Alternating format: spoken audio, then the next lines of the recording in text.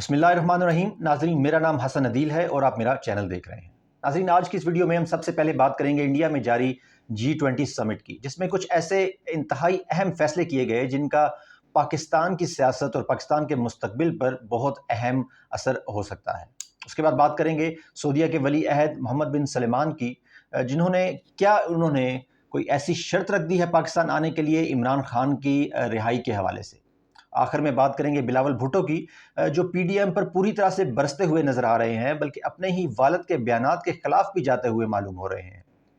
इन सब डिटेल्स के बारे में बात करेंगे, मगर इससे पहले मैं अपने नए आने वाले व्यूअर्स से ये कहना चाहूँगा कि अगर वो चाहें तो इस चैनल को ज़रूर सब्सक्राइब करें, उन्हें ये वीडियो पसंद आए इसे लाइक करें और इस पर अपनी राय का इजहार तो ज़रूर ही करें।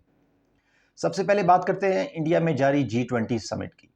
इस समिट को बहुत ही अहम समझा जा रहा है। इस समिट में सबसे ज़रूरी बात तो यह है कि रशिया के सदर पुतिन और प्रेसिडेंट शी शामिल नहीं हुए।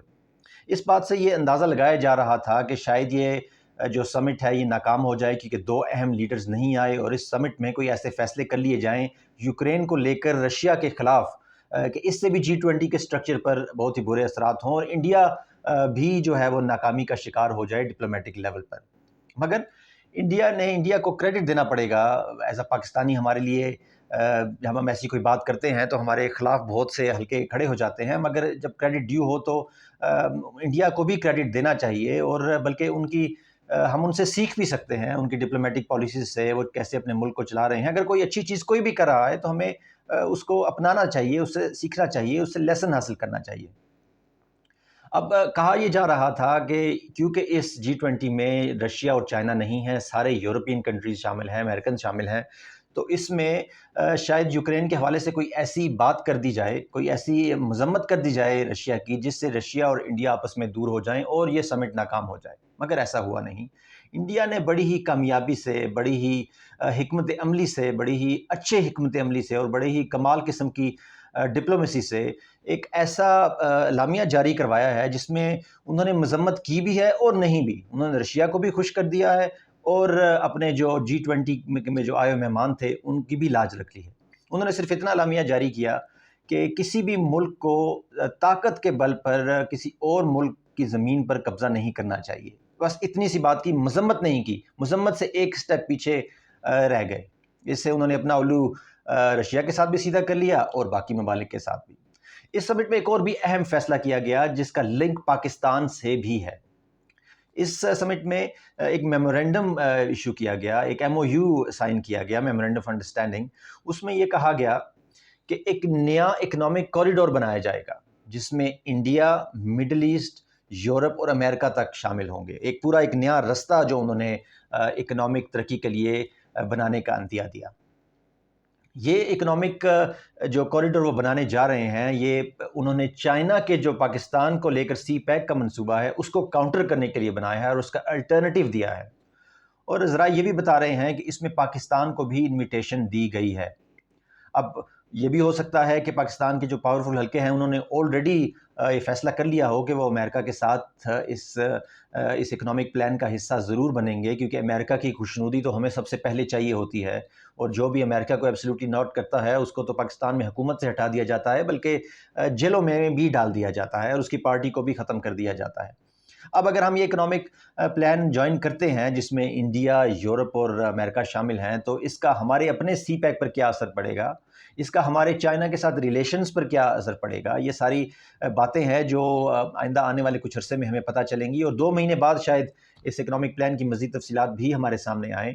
सो पाकिस्तानी जो डिप्लोमेट्स हैं और पाकिस्तान में जो डिसीजन मेकर्स हैं उनके लिए एक इम्तिहान की कड़ी आ गई है कि वो इस अपॉर्चुनिटी को यूज़ करते हैं, चाइना से अपना रिलेशनशिप बचाते हैं और इसको आगे, सारे मामले को आगे लेकर कैसे चलते हैं।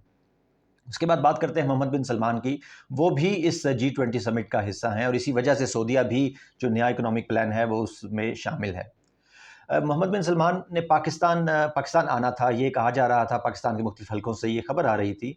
पाकिस्तान के डिप्टी वज़ीर ख़ारजा ने भी कल या परसों बयान दिया कि वो समिट ख़त्म होने के बाद मोहम्मद बिन सलमान पाकिस्तान ज़रूर होते हुए जाएंगे और इस टाइम पूरी डिप्लोमेटिक कोशिशें ये की जा रही हैं कि उनको पाकिस्तान का दौरा ज़रूर हो। अब जब वो इंडिया गए हैं तो पाकिस्तान भी उनका आना ज़रूर हो, और स्पेशली उस वक़्त जब आर्मी चीफ़ ये भी कह चुके हैं कि सऊदीया से $25 बिलियन की इन्वेस्टमेंट पाकिस्तान आनी है, तो देखना ये है कि अब मोहम्मद बिन सलमान उस इन्वेस्टमेंट को ऑफिशियल करने के लिए पाकिस्तान अभी आते हैं या कुछ देर के लिए आते हैं या नहीं आते।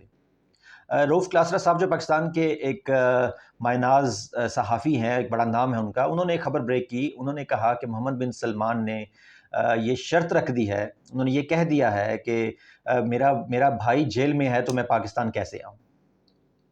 अब इसका बैकग्राउंड हम ये समझ लें कि जो हल्के हैं, जो काफ़ी सहाफ़ी हैं, जो इनको लफाफा सहाफ़ी कहा जा सकता है, उन्होंने अक्सर ये मुहिम चलाते हैं कि इमरान खान के दुनिया से तल्लुकात अच्छे नहीं थे, ख़ास तौर पर सऊदीया से उन्होंने अपने आप को दूर कर लिया था। मगर हकीकत ये है कि इमरान खान के दौर में ही मोहम्मद बिन सलमान पाकिस्तान आए थे और इसी दौर में उन्होंने इमरान खान को अपना बड़ा भाई भी कहा था।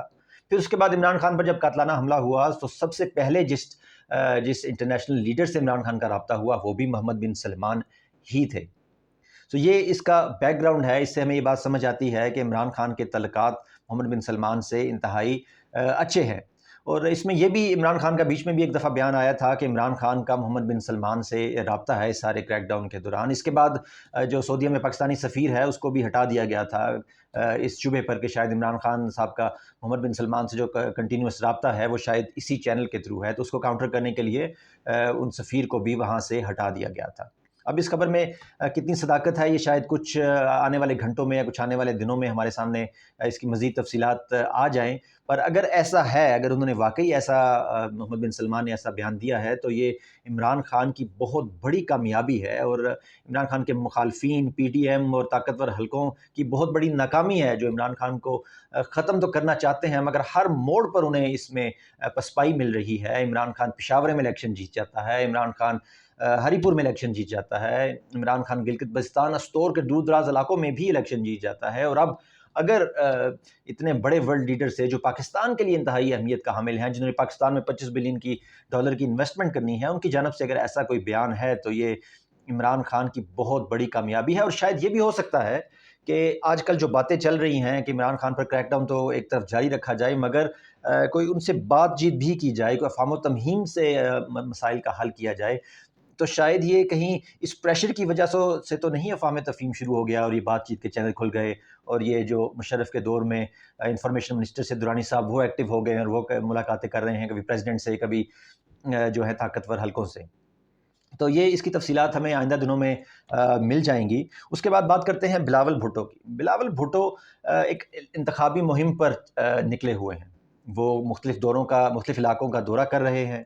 वो अपने जो लोकल बॉडीज़ हैं उनसे मुलाकातें कर रहे हैं, मीटिंग्स कर रहे हैं, छोटे मोटे जलसे भी कर रहे हैं, मगर अभी तक उनको कोई ऐसी पजीराई नहीं मिल रही। उनकी मीटिंग्स में उस तरह जान नहीं है जिस तरह पहले होती थी, जिससे मालूम होता था कि पीपल्स पार्टी सिंध में मुकम्मल स्वीप कर लेगी। इस दफ़ा हालात कुछ मुख्तलिफ मालूम होते हैं, इसलिए अब बिलावल भुट्टो ने अपनी एक नई सियासी चालें भी चलना शुरू कर दी हैं। उन्होंने 90 दिन के जो इलेक्शन करवाने का जो मुतालबा है इमरान खान का, उसको अपना लिया है और चाहते हुए या ना चाहते हुए उन्होंने इमरान खान के नज़रिए पर एक ठप्पा लगा दिया है।